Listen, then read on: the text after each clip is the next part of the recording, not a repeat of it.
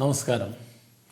24 വയസ്സുള്ള ഒരു യുവാവിൻ്റെ ദുഃഖമാണ് നിങ്ങളോട് പങ്കുവയ്ക്കുന്നത്.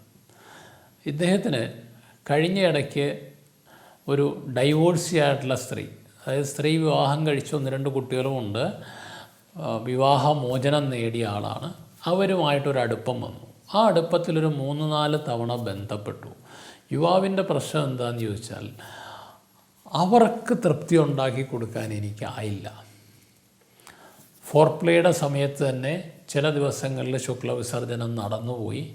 മറ്റൊന്ന്, ചില ദിവസങ്ങളിൽ വേണ്ടത്ര ഉദ്ധാരണം ഉണ്ടായില്ല.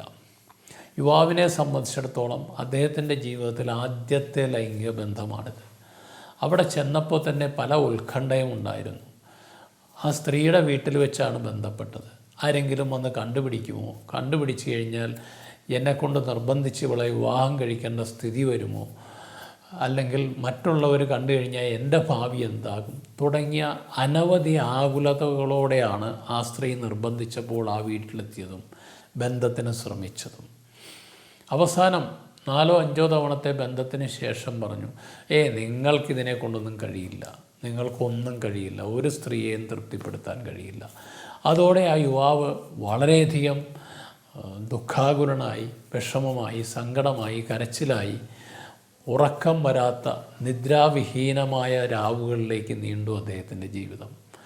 അങ്ങനൊരു സന്ദർഭത്തിൽ ഒരു ഫിസിഷ്യനെ പോയി കണ്ടു. ആ ഫിസിഷ്യനാണ് അദ്ദേഹത്തെ, നിങ്ങൾക്ക് കാര്യമായിട്ട് പ്രശ്നമൊന്നും ഉണ്ടാവില്ല, നിങ്ങൾ അതിന് എല്ലാ സൗകര്യങ്ങളും ഉള്ള ഒരു സ്ഥലത്ത് പോയിട്ടൊന്ന് ഇൻവെസ്റ്റിഗേറ്റ് ചെയ്ത് നോക്ക് എന്ന് പറഞ്ഞ് ഇവിടേക്ക് വിട്ടു. ഇവിടെ ഞങ്ങൾ വേണ്ട ടെസ്റ്റുകളൊക്കെ ചെയ്തു. ആ യുവാവ് പെർഫെക്റ്റ്ലി ഓക്കെയാണ്. പക്ഷേ ഇങ്ങനെ ഒരു അവിഹിത ബന്ധത്തിന് പോയപ്പോൾ ഉണ്ടായ ആശങ്കകളാണ് അദ്ദേഹത്തിന് പരാജയം നൽകിയത്. അപ്പോൾ ഇത്തരം ബന്ധങ്ങൾക്ക് പോകണമെന്നോ പോകണ്ടെന്നോ ഞാൻ പറയുന്നില്ല. അത് നിങ്ങളുടെ ചോയ്സാണ്, നിങ്ങളുടെ ധാർമ്മിക മൂല്യങ്ങൾക്ക് അനുസരിച്ച് നിങ്ങൾ സ്വയം എടുക്കേണ്ട തീരുമാനമാണ്. പക്ഷേ ഇങ്ങനെയൊക്കെ പോകുമ്പോൾ ഇത്തരത്തിലുള്ള ചില അനുഭവങ്ങൾ വരുന്നു. ആ അനുഭവങ്ങൾ വ്യക്തികളെ മാനസികമായിട്ട് തകർത്ത് കളയുന്നു.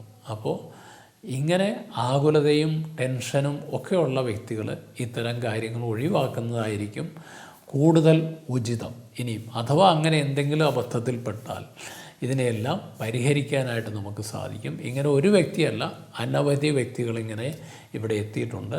അതുകൊണ്ടാണ് ഈ ഒരു വിഷയം പങ്കുവയ്ക്കാനായിട്ട് ശ്രമിക്കുന്നത്. ഈ വ്യക്തി, ഈ വന്ന യുവാവ് ആത്മഹത്യയെപ്പറ്റി പോലും പലപ്പോഴും ചിന്തിച്ചിരുന്നു. ഭാഗ്യത്തിനാൾ അതൊന്നും ചെയ്തിട്ടില്ല. അതിനു മുമ്പാണ് ഒരു ഡോക്ടറെ പോയി കണ്ടതും ആ ഡോക്ടർ ഇവിടെ വരാൻ നിർദ്ദേശിച്ചതും. അപ്പോൾ ഇത്തരം പ്രശ്നങ്ങൾ ചെന്നുപെട്ടാൽ വിഷമിക്കേണ്ടതില്ല.